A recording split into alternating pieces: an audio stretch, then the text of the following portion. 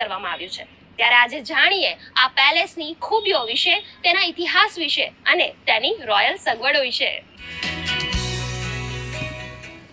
दोस्तों, भारत में heritage palace महलो घणा बधा छे, परंतु उत्तर गुजरातना छेड़े बालाराम अंबाजी फॉरेस्टना अरवल्ली पर्वतमाळाओ वच्चे स्थित बालाराम पेलेस ते उत्तर गुजरातनो एकमात्र हेरिटेज महल छे। बालाराम पेलेस से 1922 में एने कंस्ट्रक्शन थयेला भाई जे पालनपुर ની નવાબ સાહેબ છે તાલે મોહમ્મદ ખાન એ 1932 में एने कंस्ट्रक्शन पूरो थयेला એટલે અરાઉન્ડ 102 યર્સ જૂના છે।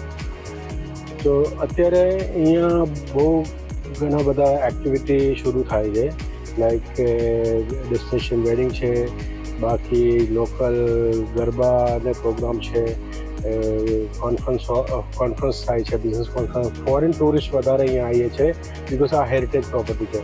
એનાથી શું થાય છે એટલે જો અત્યારે જો લોકલ જો માણસોને એને બહુ ઘણો બધો ફાયદો થાય છે। हमारे एम्प्लॉय है ये 80-90% जो लोकल एम्प्लॉय है यहाँ आजूबाजू गाँव है, तो ये लोग ने रोजगारी मिले है। पुरानी हंटिंग हवेली थी ना यहाँ के नवाब, सो देन हमारा फैमिली यहाँ से ही है। तो my uncle Harshad bhai was emotionally attached to this, तो उन्होंने ये बाद में खरीदी उनसे, सो तब से वहाँ से ये होटल में कन्वर्ट किया।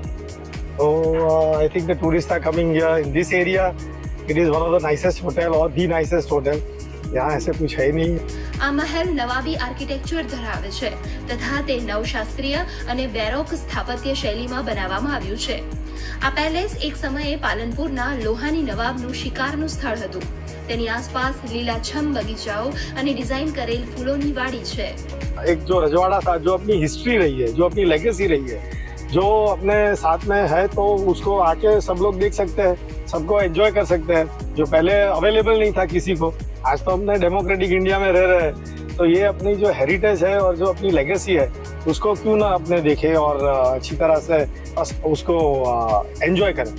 ભારત સરકારના પર્યટન મંત્રાલય દ્વારા હેરિટેજ ક્લાસિક હોટલ તરીકે આ પેલેસને પ્રમાણિત કરવામાં આવ્યો છે। અમે અહીંયા ખૂબ મજા કરવા આવ્યા છીએ અને જે રીતે આ જગ્યા બની છે, અમને રાજા મહારાજાનો રજવાડી ટાઈમ એ વખતે ખબર નથી, પણ અહીંયા આવીને ખબર પડે છે કે રાજા મહારાજાને રજવાડી લોકો અહીંયા કેવી રીતે રહેતા હતા। સૂર્યવંશમ ફિલ્મના બચ્ચન સાહેબને ઘર જે બતાવ્યા હતા આ જ ઘર છે।